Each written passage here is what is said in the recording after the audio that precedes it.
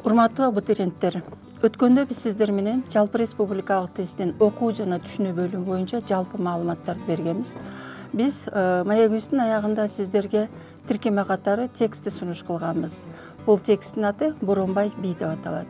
Бүгүнкү биздин кебибиз дагы ушул Боронбай текстине байланышкан суроо жоопторду талдоо болуп эсептелинет. Эгерде сиздер бул текстти окуп, түшүнүп, анын мазмунун талдап жана ой жүгүрткөнгө даяр болсоңуздар, албетте биз бул тесттин жыйынтыгында бир топ ийгиликтерге жетишебиз. Эмесе баштайбыз. Биринчи сурообузга келели. Биринчи сурообузда берилишине көңүл буралы. 51-60 саптардагы айтылгандар эмнени далилдөө үчүн берилген? Бул жерде 4 вариант берилет. Кол өнөрчүлүктүн байыркылыгын, байлардын өзгөчөлүгүн, буюмдардын көптүрдүүлүгүн жана жашоо турмуштун жупунулугун. Биз булардын туура жообун табыш үчүн албетте биз ар бир пунктка токтолуп көрөлү. Биринчи, кол өнөрчүлүктүн байыркылыгы деген багытты карай турган болсок, ооба, мында жергиликтүү усталардын кол өнөрчүлүк кылган буюмдары жөнүндө көрсөтүлмө берилген. Бирок бул жерде кол өнөрчүлүктүн байыркылыгын далилдөө үчүн эч кандай маалымат берилбейт. Ошондуктан бул суроону биз туура эмес жооп катары кабыл алабыз. Экинчиси, байлардын өзгөчөлүгү. Негизги Боронбай бийдин текстиндеги негизги өзөктү Боронбай би түзгөндүктөн бул жерде Боронбай би жөнүндө басым коюлат дагы. Боронбай бийди бул бай катары кабыл албайбыз. Тескерисинче биз Боронбай бийдин турмушундагы айрым өзгөчөлүктөрүнө басым коебуз. Бул жерде байлар, башка байлар жөнүндө бул тексттин үзүндүдө байлар жөнүндө деги эле сөз болгон эмес. Демек бул суроо дагы өзүнөн өзү эле туура эмес жооп экендигин далилдей алат. Буюмдардын көптүрдүүлүгү. Албетте, буюмдардын көптүрдүүлүгүнө келгенде тексттеги айрым буюмдардын аттары ал жерде тизмелеп берилген да.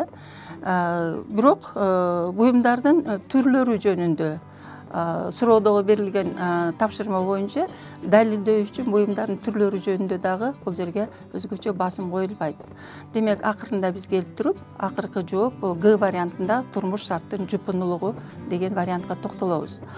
Өзүңүздөр көргөндөй бул тексттин ичинде бир нече өзгөчө жоопту далилдей турган бир нече белгилер көрүлгөн. Мисалы үчүн абдан бай деген тырмакчага алынып берилет да. Адатта тырмакчага алынган сөз же сөз түшүнүктөрү бул көбүнчө тес маанисинде көрсөтүлөт. Бул бир далили. Ал эми экинчи далили болсо ак өргөсү бош тургандай туюлат дейт. Дагы деле бул болсо ошол турмуш шартынын жупунулугун далилдей алат. Ошондуктан бул жооп туура деп кабыл алсак болот. Эми биз экинчи суроого токтололу. Экинчи сурообузда тексттин 67-80 саптарда Боронбайдын өзгөчө кайсы сапаттары көрсөтүлгөн дейт. Дайыма тексттеги суроолорго көңүл бурууда ал жерде өзгөчө, айрыкча, баарынан деген белгилерге токтолорубуз керектиги жөнүндө биз өткөндө жалпы түшүндүрмөбүздө бергенбиз. Демек, бул суроодо дагы өзгөчө кайсы сапаттары деп көрсөтүлүп жатат. Варианттары: чарбачылдыгы, камкордугу, эпчилдиги, эмгекчилдиги, даанышмандыгы, тапкычтыгы, боорукерлиги жана көсөмдүгү. Эми биз ушунун ичинен туура вариант табыш үчүн биз үзүндүнүн өзүнө токтололу. Биринчи жагында бак тигип эгин айда деп, жөнөкөй оокат кайда деп, кышы жылуу малга жай, жери сулуу даңга бай, чычкан даркан жайла деп, Кашкар жака барба деп. Демек, бул жердеги саптардан биз биринчи эле кезекте анын чычкан жака барба, Кашкар жака барба дейт. Чычкан дайра деген жерди жайла деп, бул өзүнүн элине карата камкордугун көрсөтүп аткандыгын билебиз. Эгерде текстти туура түшүнүп, анын мазмунуна терең кабылдаган болсоңуздар, албетте бул Кашкар жөнүндөгү ал жердеги Кокон хандыгынын көрсөтүп аткан кысымдыгы белгиленген. Мына ошол жактан барбоо жөнүндө алдын ала камкор көрүп, өзүнүн оюн билдирип атат. Бул анын камкордук белгисин көрсөтөт. Экинчи, чарбачылдыгы. Чарбачылдыгын далилдеш үчүн биз бул жерден дагы өзүндөгө токтолобуз. Боронбай бийдин демилгеси менен Жуук өзөнүнүн боюндагы көк жайык өрөөнгө тал теректен, чырпыктан тосмолор тосулуп, бак тигилип, чарба курулган. Ал эми Ысык көлдүн тескейиндеги ойдуңдарында бугулар буудай, арпа тартуу айдашкан дейт. Демек, бул түздөн түз эле Боронбай бийдин чарбачылдыгы жөнүндө далил болуп турат. Демек, бул ачыктан ачык эле туура жооп катары кабыл алсак болот. Анткени биз эки негизги сапаттарын, өзгөчө сапаттарын көрсөтө алдык. Ал эми кийинки варианттарында эпчилдиги, эмгекчилдиги, даанышмандыгы, тапкычтыгы, боорукерлиги, көсөмдүгү деген сыяктуу сапаттар берилген. Балким Бул сапаттар Боронбай бийде болушу толук мүмкүн. Бирок биз окуган үзүндүдө биз бул сапаттарды жолуктура албайбыз. Ошондуктан калган Б, В жана Г варианттары туура эмес жооп катары кабыл алынат. Үчүнчү суроого келебиз. Боронбай бийдин элге кайрылуусунун максаты бул жерде 116-128 саптар берилген. Биз саптардын өзүнө токтолуп көрөлү. Тарыхчы Белек Солтоноев өз эмгегинде жыйында Боронбой би элге кайрылып, бугу Сарбагыш бир кылжырдын баласы, жет ата тууган элек, Сарбагыш менен кээде жакшы, кээде жаман жүрдүк. Ал себептен бугу Сарбагыш кырылышып, көбү мал башынан ажырап, кан төгүлдү. Эмне кылалы? Биз көлгө түшөлү.